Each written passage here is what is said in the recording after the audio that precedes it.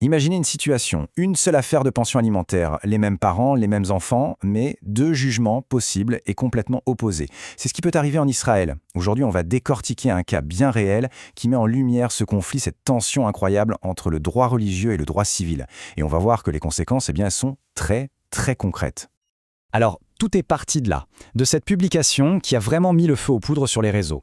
On y voit une décision de justice, et pour beaucoup de gens, elle défie tout simplement la logique. Pour y voir plus clair, on va analyser ensemble les faits, juste les faits, pour comprendre ce qui s'est vraiment passé. Allez, on commence avec les chiffres. D'un côté, on a le père. Son revenu, 6 000 shekels par mois. Et en face, la mère. Et là, le revenu est bien plus élevé, on parle d'environ 18 000 shekels. C'est ça, 3 fois plus que le père. La différence est énorme. Et puis, il y a un autre point, et celui-là, il est crucial. Les parents partagent la garde de leurs 3 enfants. Une garde partagée, à 50-50. Normalement, c'est un facteur absolument clé dans le calcul des pensions alimentaires modernes. On va voir que le mot « normalement » est important ici. Bon, avec ces éléments en main, un père qui gagne 3 fois moins, une garde parfaitement partagée. La question se pose, qui devrait payer quoi à qui? La logique voudrait, enfin on a tous une petite idée, non? Et pourtant, la décision du tribunal, elle, est pour le moins surprenante. Le tribunal rabbinique a décidé que le père, oui, celui qui gagne 6 000 shekels, doit verser 4 600 shekels chaque mois à la mère.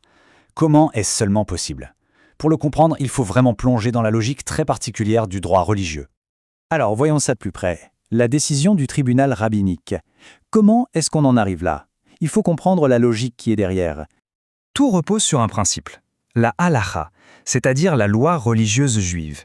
Et dans ce cadre, la règle est ancienne et elle est simple. La responsabilité financière pour les enfants, elle repose entièrement, de manière absolue, sur les épaules du père. Peu importe combien gagne la mère. Alors, comment ils ont calculé ça? C'est en 2 temps.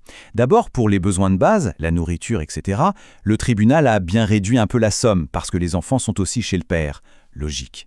Mais pour le logement, ce qu'on appelle le mador, aucune réduction. 0. L'argument est assez incroyable, on ne loue pas un appartement à mi-temps. Résultat, le père doit payer une bonne partie du loyer de la mère. Ok, ça c'est la version du tribunal rabbinique. Mais maintenant, imaginons un monde parallèle. Que se serait-il passé si cette même famille, avec les mêmes revenus, s'était retrouvée devant un tribunal civil? Parce que le droit civil, lui, fonctionne sur une toute autre base. Il y a eu une décision de justice très importante qui a tout changé. Et elle dit quoi? Elle dit que la responsabilité financière est partagée. C'est aussi simple que ça. On prend en compte les revenus des 2 parents et le temps que chacun passe avec les enfants. Et donc, le résultat probable, les experts sont unanimes, ça aurait été l'exact opposé. C'est la mère, celle qui gagne 3 fois plus, qui aurait presque certainement été condamnée à verser une pension au père. On se retrouve donc avec 2 systèmes, 2 mondes. Et on va voir, la comparaison est édifiante.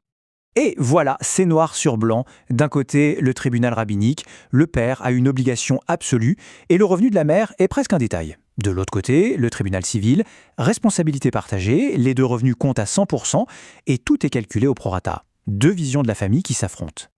Mais au-delà des principes de droit, parlons des conséquences. Parce que derrière les chiffres et les lois, il y a une famille. Et la réalité économique que ça crée est brutale.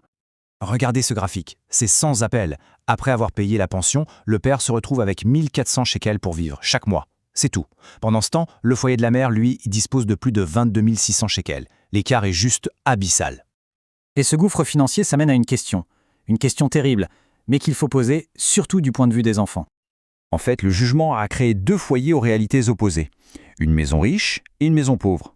Et pour le père, comment peut-il subvenir aux besoins de base?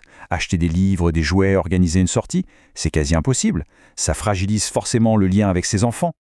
Ce cas précis, finalement, il nous amène à une question bien plus large. Une question de fond. Quelle justice pour quelle société?